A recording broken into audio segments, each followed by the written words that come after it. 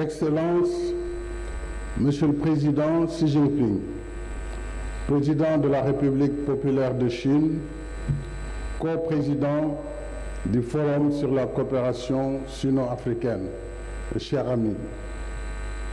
Excellences, Messieurs les chefs d'État, chers frères, Excellences, Monsieur Antonio Guterres, secrétaire général des Nations Unies, Excellences, Monsieur Moussa Faki Mohamed, président de la Commission de l'Union africaine, chers frères, Mesdames, Messieurs les ministres et chefs de délégation venus d'Afrique et de Chine, bonsoir à vous, Président Xi, et bonjour à tous nos autres amis participant à la rencontre en mode virtuel ou ici présents à Dakar. Au nom du Sénégal, je souhaite la bienvenue aux délégations venues prendre part à la 8e conférence ministérielle du Forum sur la sino-africaine. Nous sommes heureux d'accueillir cette importante rencontre, 3 ans après notre dernier rendez-vous mémorable à Beijing, pour raffermir davantage la longue tradition d'amitié sino-africaine, une tradition d'amitié cordiale et de partenariat dynamique. Je me réjouis de co-présider cette cérémonie d'ouverture virtuelle en compagnie de notre ami le président Xi Jinping, alors que la République populaire de Chine vient de fêter le 25 octobre dernier le 50e anniversaire du rétablissement dans ses droits légitimes de membre des Nations Unies. J'adresse mes chaleureuses félicitations au président Xi et au peuple chinois ami et redis notre attachement sans réserve au principe d'une seule Chine. Au nom du président Xi et à mon nom personnel, je remercie les présidents Félix Antoine Tshisekedi Tshilombo, Abdel Fattah al-Sisi, Azali Assoumani et Matamela Cyril Ramaphosa, ainsi que le secrétaire général Antonio Guterres et le président de la Commission de l'Union africaine, Moussa Faki Mohamed, pour avoir répondu à notre invitation. Il y a 21 ans, l'Afrique et la Chine décidaient à renforcer et porter leurs relations historiques à un niveau supérieur, avaient établi le FOCAC comme nouveau cadre de partenariat formalisé, solidaire et mutuellement bénéfique. Depuis lors, nous avançons main dans la main, de façon pragmatique et efficace, comme en témoigne l'intensification de nos échanges commerciaux, les investissements et les nombreuses réalisations au titre de nos différents plans d'action. Mais nous voulons aller plus en avant dans notre ambition commune de parvenir à une prospérité partagée pour le bien-être de nos peuples. C'est le sens du thème de la 8e conférence ministérielle du FOCAC, approfondir le partenariat sino-africain et promouvoir le développement durable pour bâtir une communauté d'avenir partagée Chine-Afrique dans la nouvelle ère.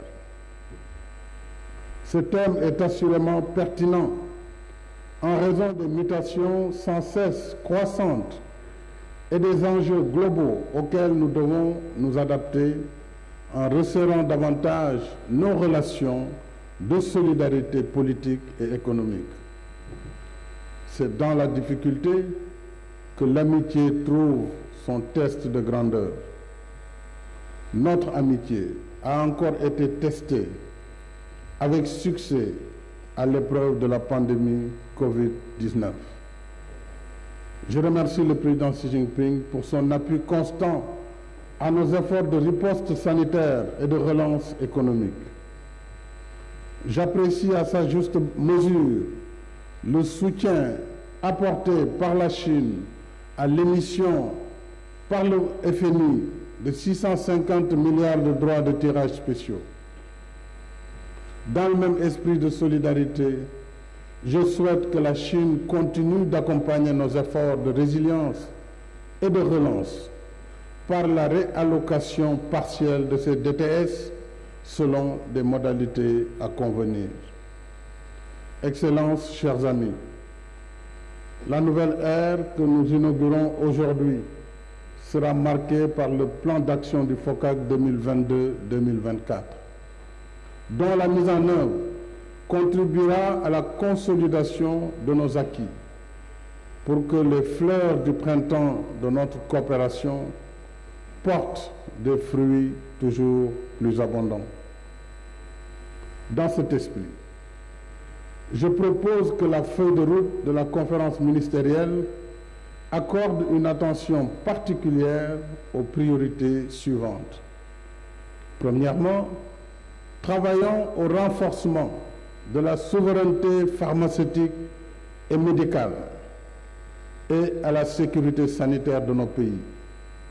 La pandémie de Covid-19 a révélé des vulnérabilités communes à tous les pays.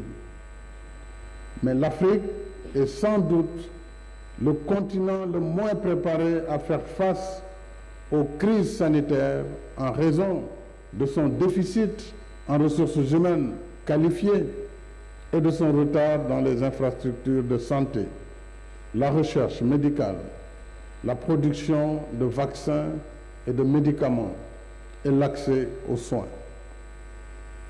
J'encourage vivement l'intensification des échanges sino-africains dans la formation en ressources humaines, la recherche médicale, la valorisation de nos médecines traditionnelles et l'investissement dans la production locale de médicaments et de vaccins. Je me réjouis que certains de nos pays, dont l'Afrique du Sud et l'Égypte, produisent déjà des vaccins anti-Covid. D'autres, comme le Sénégal et le Rwanda, s'inscrivent dans le même sillage.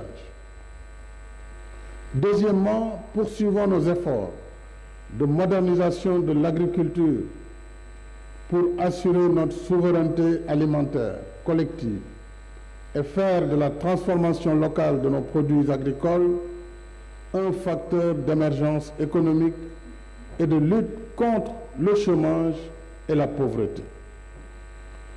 Avec plus de 30 millions de kilomètres carrés, plus d'1 milliard d'habitants et d'importantes réserves hydriques, l'Afrique a le potentiel de ressources nécessaires pour assurer sa nourriture et contribuer à nourrir le monde. Troisièmement, nous devons renforcer davantage la formation technique et professionnelle, l'apprentissage des métiers et l'éclosion des talents dans le numérique pour soutenir l'emploi, l'auto-emploi et l'entrepreneuriat des jeunes. J'encourage vivement l'accélération du programme d'implantation des ateliers Luban en Afrique comme modalité pratique de mise en œuvre du transfert de technologie et du savoir-faire chinois dans le cadre de notre partenariat. Quatrièmement, continuons le formidable travail de réalisation d'infrastructures de base en Afrique, routes, autoroutes, chemins de fer, ports, aéroports, infrastructures numériques et électriques, entre autres. Je dois saluer le soutien considérable de la Chine à l'Afrique, même en ces temps de crise, pour le développement de ces secteurs indispensables à tout effort d'émergence. Dans le cadre des nouvelles routes de la soie, du programme de développement des infrastructures en Afrique et de la zone de libre-échange continentale, un large potentiel s'offre au partenariat sino-africain en matière de projets d'infrastructures structurantes. Cinquièmement, enfin, il nous faut accélérer notre collaboration pour le développement des capacités industrielles africaines afin que le continent produise plus et réponde mieux aux standards qui facilitent l'accès de ces produits au marché chinois et mondial. C'est à la fois un besoin de solidarité et une nécessité de coopération gagnant-gagnant. En effet, l'industrialisation de l'Afrique et son intégration aux chaînes de valeur mondiales offrent à tous nos partenaires de nouvelles opportunités d'approvisionnement face à une demande mondiale toujours croissante, des pénuries de plus en plus fréquentes et des hausses de prix souvent imprévisibles. En outre, comme je l'ai indiqué dans mon message à la deuxième édition de l'exposition économique et commerciale Chine-Afrique de Changsha en septembre dernier, un meilleur accès des produits africains aux plateformes électroniques chinoises contribuerait à l'augmentation du volume de nos échanges commerciaux dans l'intérêt des deux parties. Si l'on sait que la Chine et l'Afrique comptent ensemble plus de 2,5 milliards d'habitants. Au-delà de notre coopération officielle, nous pouvons également tirer davantage parti de nos complémentarités en matière de délocalisation industrielle. J'encourage par conséquent les entreprises chinoises à poser un regard plus confiant et plus optimiste sur l'investissement en Afrique. Quelques jours après la clôture de la COP26, je dois également attirer l'attention de notre forum sur l'engagement qu'ont pris certains pays d'arrêter les financements à l'étranger des énergies fossiles, y compris la filière gaz, alors même que d'autres sources d'énergie plus polluantes continuent encore en ce moment. Au moment où plusieurs pays africains s'apprêtent à exploiter leurs importantes ressources gazières, l'arrêt des financements de la filière gaz sous prétexte que le gaz est une énergie fossile, sans tenir compte du fait qu'il est aussi et surtout une énergie propre, porterait un coup fatal véritablement à nos efforts d'émergence. Bloquer les financements de la filière gazière, c'est ajouter une grande injustice économique à l'injustice climatique que l'Afrique subit plus que tous les autres continents. J'appelle tous nos pays à œuvrer ensemble pour le maintien des mécanismes de financement du gaz comme énergie de transition. Excellences, chers amis, 21 ans après son lancement, nous pouvons être fiers des réalisations de notre forum, grâce à la collaboration de nos États, de nos villes, de nos entreprises et de nos peuples, dans un esprit d'amitié conviviale, de solidarité agissante, de confiance et de respect mutuel. Amitié, solidarité, confiance et respect, c'est là que réside la force de notre forum. Et c'est cette force qui doit continuer à porter notre vision et nos ambitions pour le futur, afin d'approfondir le partenariat sino-africain et promouvoir le développement durable pour bâtir une communauté d'avenir partagée, Chine-Afrique, dans la nouvelle ère. Je souhaite plein succès à la 8e conférence ministérielle du Forum sur la coopération sino-africaine et vous remercie de votre aimable attention.